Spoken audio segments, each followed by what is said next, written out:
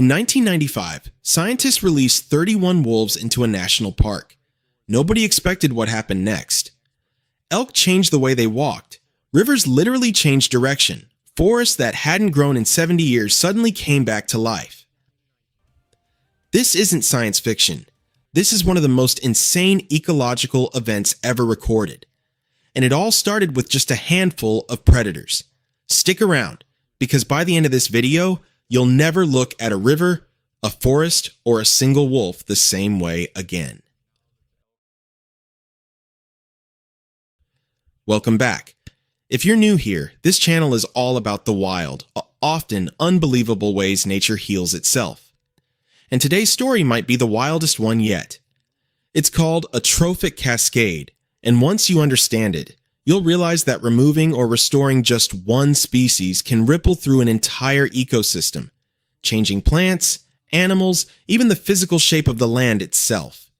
And there's no better example on Earth than what happened in Yellowstone. To understand why this story is so incredible, you need to understand what came before. For most of the 20th century, the US government actively hunted wolves to extinction. We're talking bounty hunters, poison, traps, an all-out war on a single species. By the 1920s, wolves were completely wiped out of Yellowstone. And here's the thing. At the time, people thought this was a good thing. Fewer predators, more elk, more deer, happy hunters, happy ranchers. Simple, right? Except it wasn't. Without wolves, the elk population exploded. And elk don't just eat grass, they eat young trees, willows, aspens, cottonwoods. The seedlings that were supposed to grow into forests along the rivers, gone. Eaten before they had a chance. For nearly 70 years, Yellowstone quietly became a different place. A place with too many elk, and not enough of almost everything else. Then, in 1995, something happened that scientists weren't even sure would work. And what came next shocked everyone, including the people who planned it. In January of 1995, wildlife officials brought 14 gray wolves from Canada into Yellowstone.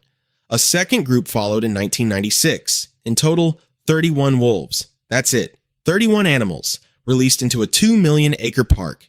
Critics said it was a disaster waiting to happen. Ranchers worried about livestock. Hunters worried about losing elk. Some people thought the wolves would just die out again. Instead, something extraordinary began to unfold. And it didn't happen because wolves killed more elk. It happened because of something far more subtle. It's called the Ecology of Fear. The elk didn't need to be eaten in huge numbers to change their behavior. They just needed to be afraid. And fear changes everything. Elk stopped lingering in open valleys and along riverbanks, the exact places where wolves could easily hunt them. They started avoiding those danger zones altogether. And when the elk stopped eating the riverbanks, the land itself started to change. Not just the plants, the actual rivers. I'm not exaggerating. Scientists measured it. Give me 2 more minutes and I'll show you exactly how a wolf reshaped a river. With elk avoiding the riverbanks, willow and aspen trees finally got the chance to grow tall again, some for the first time in decades. And once the trees came back, the entire food web followed. Songbirds returned to nest in the new branches. Beavers, which need willow to survive, came back too. And beavers are basically nature's engineers. In 1995, there was basically 1 beaver colony in the entire park. Today, there are more than a dozen. And every single dam they build creates a ripple effect of its own, slowing down water, creating ponds, raising the water table, giving fish and otters and ducks entirely new habitats to live in. Otters, fish, ducks, even bald eagles started showing up more because with more beaver ponds came more fish, and eagles love fish. Foxes and badgers benefited too because fewer coyotes were roaming around freely once wolves started keeping them in check as well. One species, 31 wolves, and suddenly you've got healthier forests, more beavers, more birds, more fish, more foxes. An entire ecosystem waking back up. Scientists call this a trophic cascade, when a change at the top of the food chain cascades all the way down to the smallest creatures, and even to the dirt and water itself. Here's the part that even blows scientists' minds. As trees and shrubs grew back along the riverbanks, their roots began to hold the soil together. That meant less erosion. Riverbanks stopped collapsing into the water. With stronger banks, the river stopped wandering side to side so much. Channels became narrower and deeper. Pools formed. The water itself started to slow down and behave differently. In other words, the wolves didn't just change what lived in Yellowstone, they changed the physical geography of the park. A predator reshaping a river, indirectly through a chain of cause and effect, nobody could have fully predicted in 1995. This is now one of the most cited examples of a trophic cascade in ecology textbooks around the world.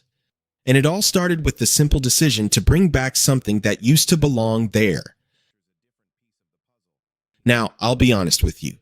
Scientists still debate exactly how much credit the wolves deserve versus other factors, like changing climate patterns or fire cycles. Nature is complicated, and no single species explains everything. But even the skeptics agree on one thing. Bringing wolves back kicked off a chain reaction that made Yellowstone dramatically healthier than it was in the decades without them. And here's why this story matters far beyond one park in Wyoming. Yellowstone became the blueprint for something called rewilding.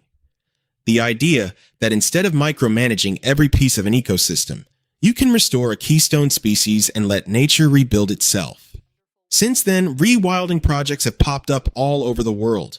Wolves in parts of Europe, beavers reintroduced in the UK, even attempts to bring back apex predators in places that lost them a century ago. The lesson from Yellowstone is simple but powerful.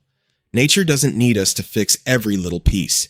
Sometimes it just needs us to stop interfering and put back what we took away. 31 wolves.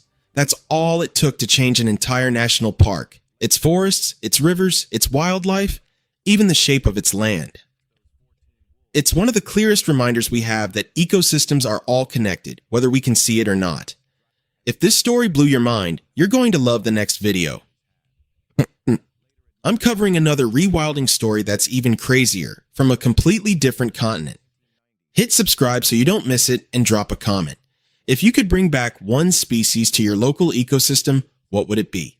Thanks for watching. I'll see you in the next one.